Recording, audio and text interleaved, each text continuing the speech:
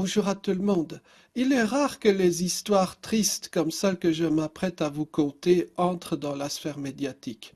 L'affaire Inna Jvanetskaya pourrait être une demi-exception, du moins dans les médias allemands et israéliens.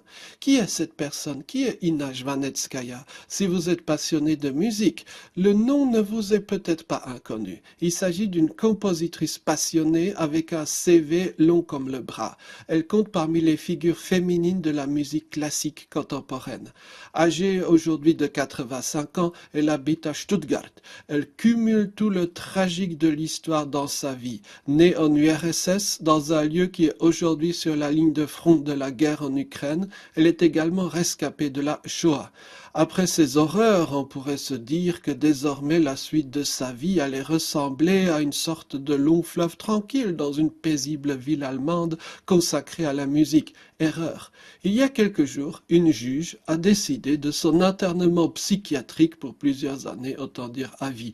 La compositrice a enregistré une vidéo pour dire qu'elle n'était ni folle ni dangereuse et a disparu de son logement peu avant l'arrivée de la police. Et c'est alors que l'affaire a éclaté. La presse israélienne s'en est émue, les milieux allemands d'extrême droite ont reformulé l'histoire, une histoire de vaccination forcée que la compositrice a ou aurait rejetée, d'où la décision d'internement psychiatrique.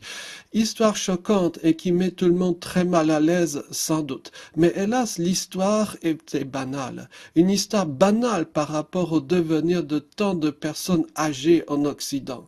Si l'affaire Inna Jvanetskaya a éclaté, c'est à cause de plusieurs éléments rarement présents et cumulés chez une même personne. La question du respect dû aux survivants de la Shoah en Allemagne, la question du vaccin qui fait réagir certains pans du spectre politique, la popularité de la dame qui lui a permis de trouver des amis qui l'ont dissimulé dans un lieu inconnu quelques instants avant l'irruption de la police, le fait qu'elle ait eu le temps d'enregistrer une vidéo pour redire son amour de la musique et qu'elle a toute sa tête. On peut dire sans exagération que de toutes les civilisations qui ont défilé sur Terre, la nôtre est celle qui a l'attitude la plus déplorable par rapport aux personnes âgées. Pour beaucoup, il est considéré anormal qu'une personne au-delà d'un certain âge soit ailleurs que dans un institut clos. Qui que vous soyez, au-delà d'un certain âge, vous n'êtes plus rien. Peut-être un bilan sanguin, et faire un bilan sanguin n'est-il pas infiniment plus important que la liberté d'une personne âgée?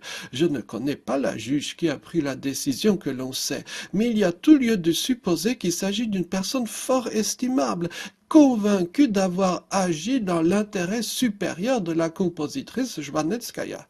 Dans cette affaire qui donne la nausée dans tous ses aspects et rebondissements, il y a un détail que nul ou presque n'a relevé. L'affaire Jvanetskaya pourrait avoir encore un volet supplémentaire. Dans la décision de justice, en effet, la raison explicite de l'internement est qu'il est impossible de discuter avec la dame d'autre chose que de musique et que Jvanetskaya est autiste. Le mot est utilisé.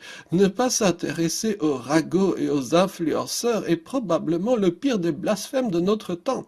S'il y a, et c'est fort heureux, des personnes pour aider les rescapés de la Shoah, s'il y a des passionnés de musique classique qui soutiennent leurs compositeurs préférés, s'il y a des groupes politiques pour ou contre tel ou tel vaccin, qui se soucie des autistes, et en particulier des vieux autistes?